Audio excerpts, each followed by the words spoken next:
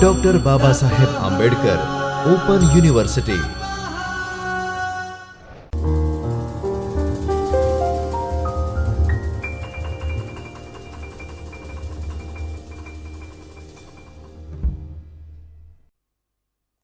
Namaskar. My name is Dr. Reena Vaishnav.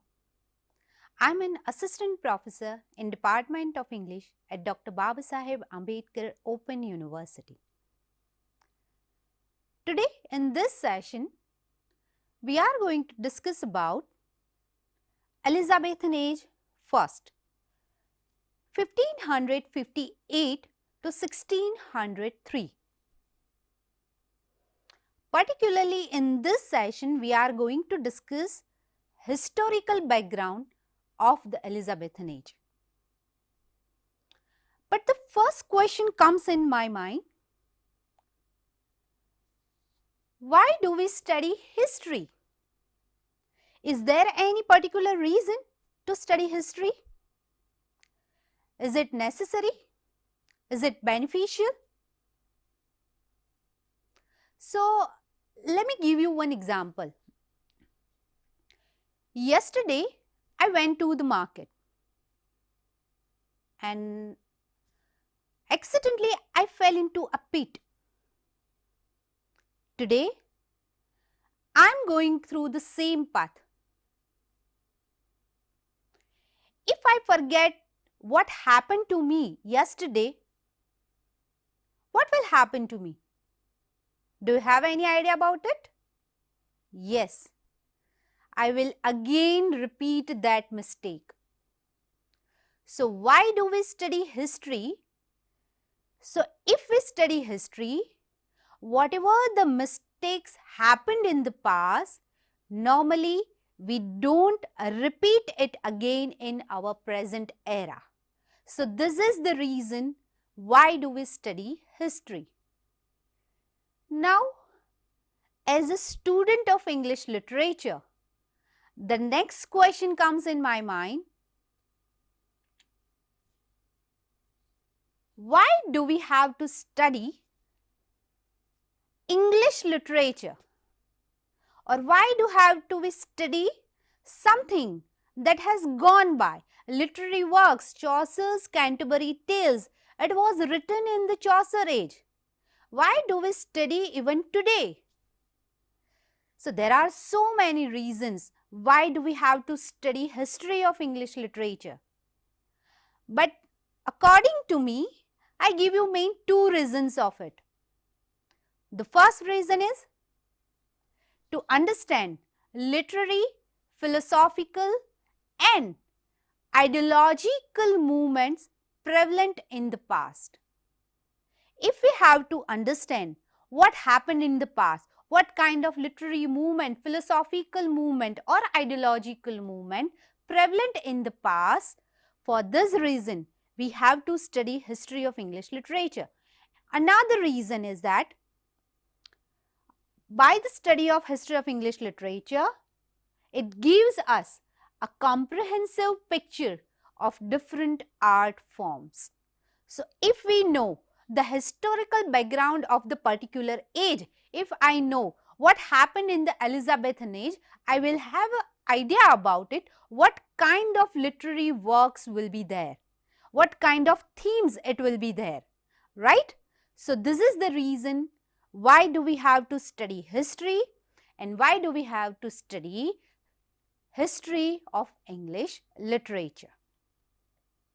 Now, again next question comes in my mind.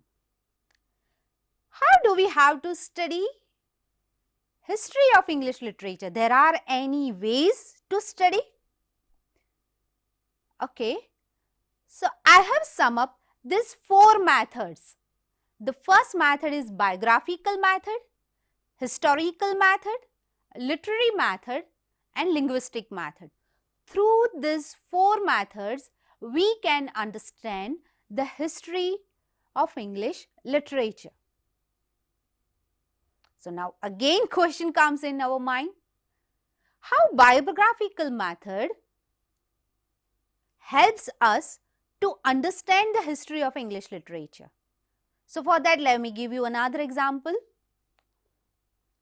If you see Charles Dickens' novels, you will find out the same theme, like the theme of prison, child labor, in most of his novels. Do you know why? The reason behind is that Charles Dickens' father was imprisoned in his age due to heavy debt. So Charles Dickens' personal life experiences, they are reflected into his literary works.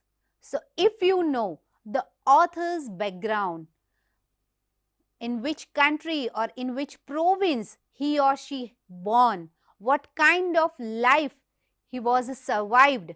So according to that paraphrases, you can imagine like what kind of literary works that particular author can produce it, what kind of themes it will be there. Second, historical method. How through the historical method you will have an idea about history of English literature. So today we are discussing about Elizabethan age, right? So if you know what happened during the Elizabethan age, 100 Years' Wars or War of Roses, or you can say there are so many conflict regarding religion. So if you have idea about this historical aspect, so you can connect it with the literary works. Why Chaucer has written in Canterbury Tales, this kinds of a church situation was there during that particular period. So if you know the history of that particular age, you will have a more idea about it.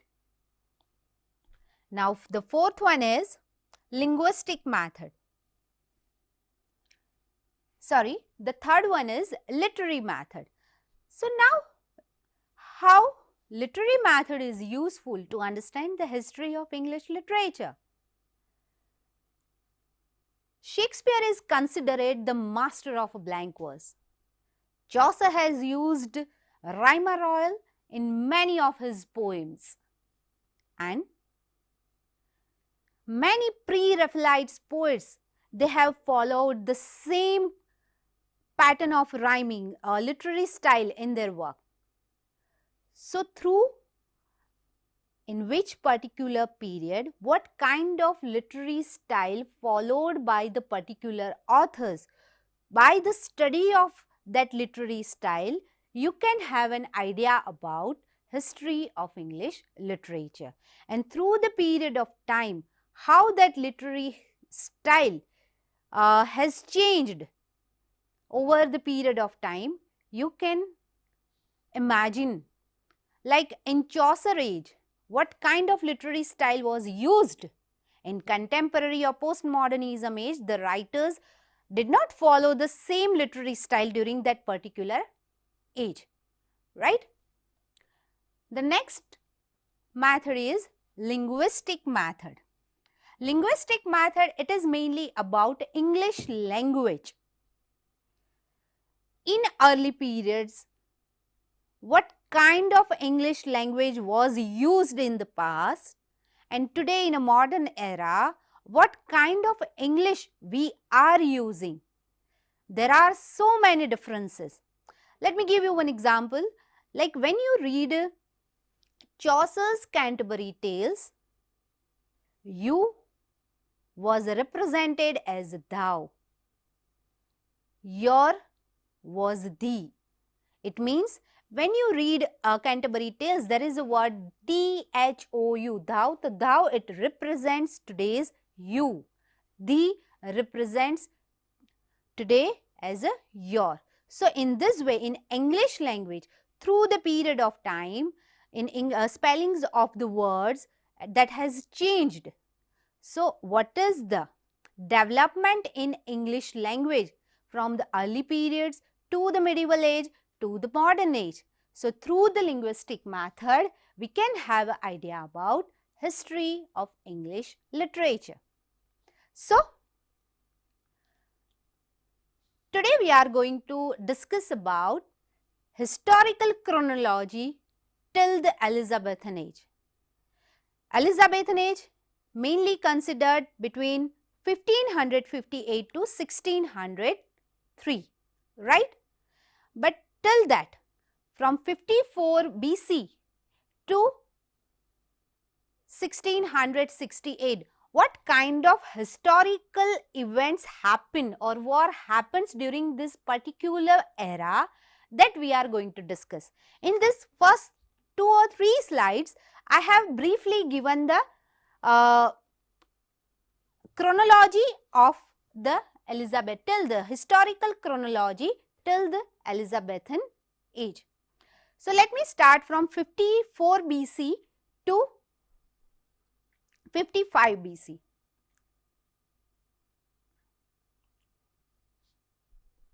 Socio-political history of Elizabethan age.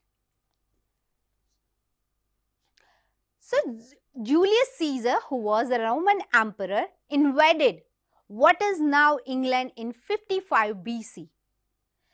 This England, it was a Roman province, and at that time it was called Britannia.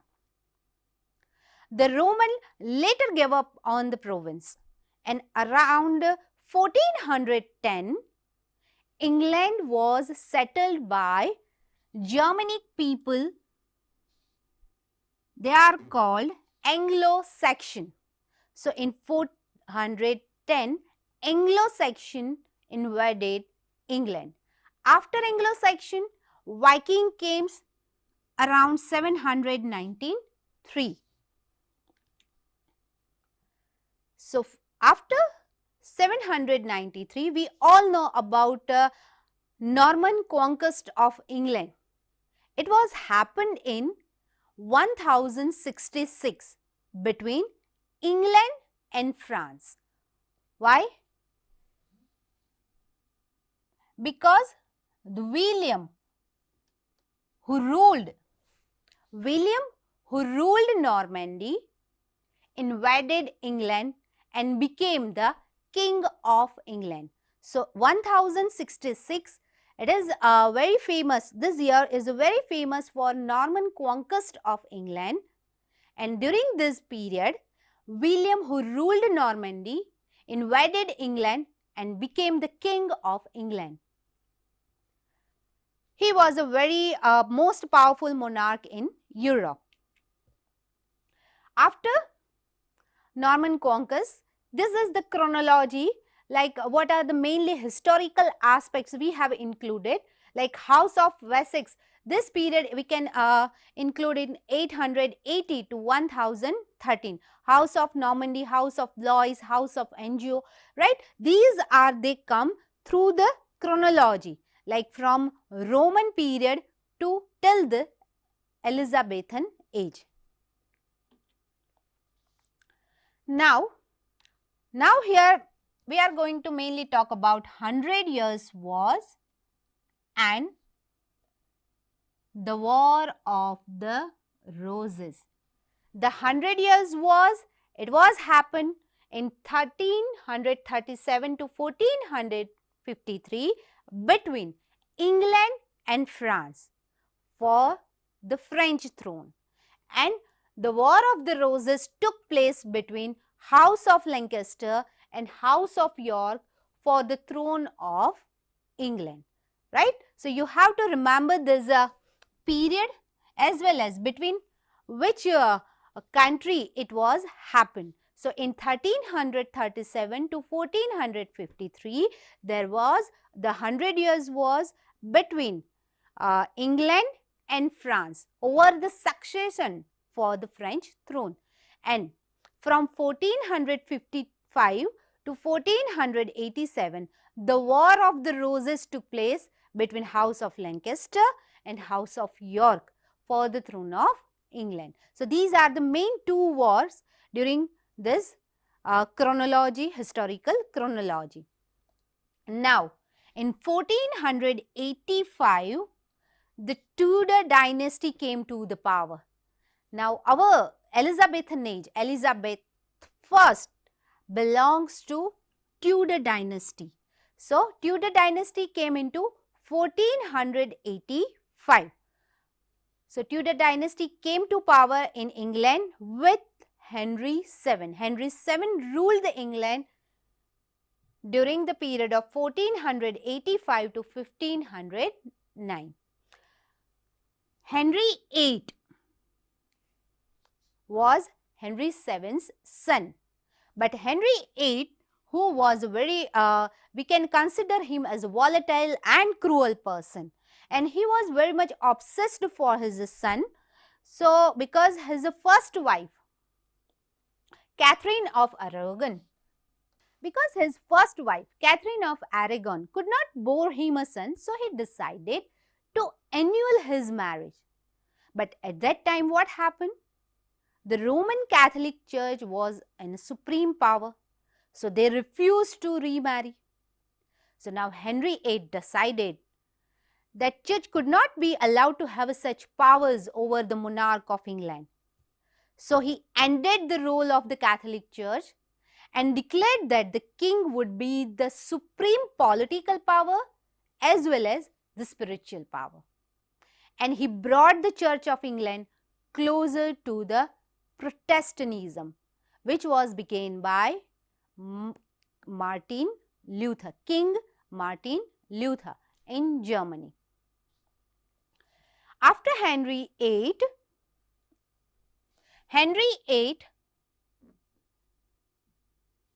had mainly 3 children. The first is Edward VI, second Mary I, and third is Elizabeth I. So, after Henry VIII, Edward VI came to the power. During this Edward VI reign, Protestantism, Henry VIII, we have already talked about that, he brought the church to England closer to the Protestantism, right? And during the period of the Edward VI, Protestantism became the official religion of England. But after Edward VI, Mary first came to the power, and she is referred as a Bloody Mary. Why? Do you know? Because she followed Roman Catholic Church, right? She was determined. Because she was determined to restore England to Catholic faith, she had burned many Protestants at the stake. Around 300 Protestants she had burned at the stake. So, this is the reason why Mary first is considered Bloody Mary. After Mary first, Elizabeth first came to the reign. And Elizabeth I became the monarch of England, and she gave the stability to the England. And whatever the religious question that had divided the country since Henry VIII was put rest by the Elizabethan religious settlement. Complete control of the Church of the England come to Elizabeth. And according to the Act of Uniformity, the church service should be conducted according to the 1552 book of prayers or prayer books. And now church attendance becomes compulsory. Now in 1559, new Church of England was established, and who became the first Archbishop of Canterbury? So Matthew Parker. Matthew Parker became the first Archbishop of Canterbury.